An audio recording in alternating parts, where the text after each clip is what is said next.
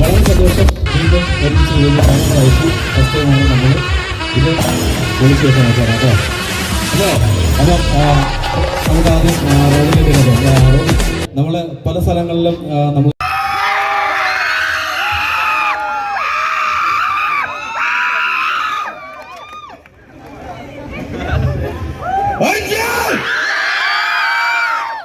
നമസ്കാരം.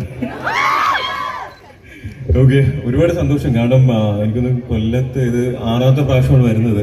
അതും വീണ്ടും വീണ്ടും വരുമ്പോൾ ഒരുപാട് സന്തോഷമുണ്ട്. കാരണം എനിക്കൊന്ന് ബിഗ് ബോസ് കഴിഞ്ഞ ഒരു 7-8 മാസം കഴിഞ്ഞ് അടുത്ത വർഷമായി. പക്ഷെ അടുത്ത വർഷവും കഴിഞ്ഞിട്ടും ഞാൻ സത്യം പറഞ്ഞാൽ ഇവിടെ വരുമ്പോഴത്തേക്ക് ആരൊക്കെ വരും എന്താണെന്നൊന്നും എനിക്ക് അറിയത്തില്ലല്ലോ. പക്ഷെ ഈ വെയിലത്തും ഇത്രയും പേര് വന്ന് നിന്നതല്ലേ സത്യം പറയാലോ, ഞാൻ ഭയങ്കരമായിട്ട് ഒരുപാട് സന്തോഷമുണ്ട്. കാരണം ഭയങ്കര ബ്ലെസ്ഡ് ആയിട്ട് ഫീൽ ചെയ്യുന്നു. And thank you so much. എല്ലാവരും ബിഗ് ബോസ് കാണുമായിരുന്നോ?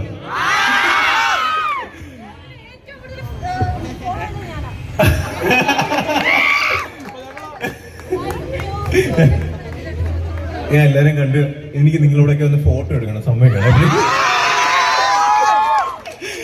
ഓക്കെ, എന്നെ ഇവിടെ വരാൻ എന്നെ ഇൻവൈറ്റ് ചെയ്ത് നമ്മുടെ ട്രെയിൻ ടോസിന്റെ ദീപ് ബ്രോ ആണ് അവിടെ. അപ്പൊ ഒരുപാട് നമസ്കാരം. പിന്നെ നമ്മൾ ആക്ച്വലി ഒരു ഹോട്ടലിൽ നിന്ന് ഫുഡ് കഴിച്ചുകൊണ്ടിരിക്കുമ്പോഴാണ് മോനാണ് പെട്ടെന്ന് വന്ന് എന്നോട് സംസാരിച്ചതും. 2-3 മാസമായി കാണുമല്ലേ? 3 മാസമായി. അപ്പൊ അതിനുശേഷം ഇങ്ങനെ ഒരു എടുക്കാന്ന് വിചാരിച്ചിരുന്നേ, പക്ഷെ കമ്മിറ്റ് ചെയ്തു പോയ കാര്യമാണ്. സോ അതുകൊണ്ട് എന്തായാലും വന്ന് ചെയ്തേ പറ്റൂ. അതുകൊണ്ട് എനിക്ക് നിങ്ങൾ എല്ലാവരും കാണാൻ പറ്റി. എല്ലാവരും ഫുഡൊക്കെ കഴിച്ചോ? ഇതിലാരെങ്കിലും കഴിച്ചിട്ടില്ലെങ്കിൽ മേടിച്ചു കൊടുക്കണം കേട്ടോ. ഓക്കെ, സോ അപ്പം നമ്മുടെ ട്രെയിൻ ടോസിന്റെ 10ാമത്തെ ബ്രാഞ്ചാണ് ഇവിടെ സ്റ്റാർട്ട് ചെയ്തിരിക്കുന്നത്. 16 വർഷത്തെ പാരമ്പര്യമുണ്ട്. സോ ഇവർ ഓവർസീസ് എഡ്യൂക്കേഷൻ ആണ് ചെയ്യുന്നത്.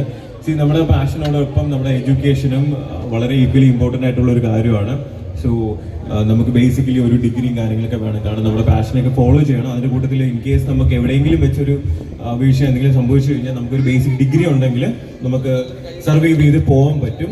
സോ നമ്മൾ അത്രയും വാല്യൂ കൊടുക്കണം. ഓക്കെ, കൊടുത്ത് നമ്മളെ കൊണ്ട് പറ്റുന്ന രീതി. എല്ലാവർക്കും ഫസ്റ്റ് റാങ്കും സെക്കൻഡ് റാങ്കും ഒന്നും മേടിക്കാൻ പറ്റത്തില്ല. പക്ഷെ എന്നിരുന്നാലും നമുക്കൊരു ബേസിക് ഡിഗ്രി വേണമെന്നുള്ളത് വളരെ ഇമ്പോർട്ടൻ്റ് ആയിട്ടുള്ളൊരു കാര്യമാണ്. പിന്നെന്താണ് ബിഗ് ബോസിലെ ഡയലോഗ് ഇനി പറയുന്നില്ല, കാരണം സീസൺ 5 എത്താറായി.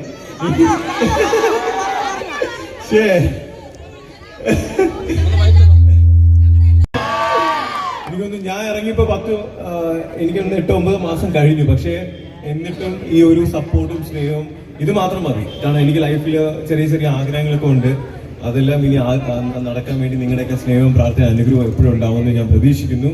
പിന്നെ അടുത്ത മാസം എന്റെ ചെറിയൊരു കാര്യം നടക്കുന്നുണ്ട്. ഓക്കെ, ഡേറ്റ് എനിക്കറിയാം, പക്ഷെ പറയാൻ പാടില്ലെന്ന് പറഞ്ഞു. 10-ന് 20-ന് ഇടയ്ക്കായിരിക്കും കേട്ടോ, അത്രേ പറയത്തുള്ളൂ. എന്താ പറയാ, എന്റെ മനസ്സൊന്നും നിൽക്കുന്നില്ല, അതാണ് പ്രശ്നം. പറയണമെന്നൊന്നും പറയുന്നില്ല.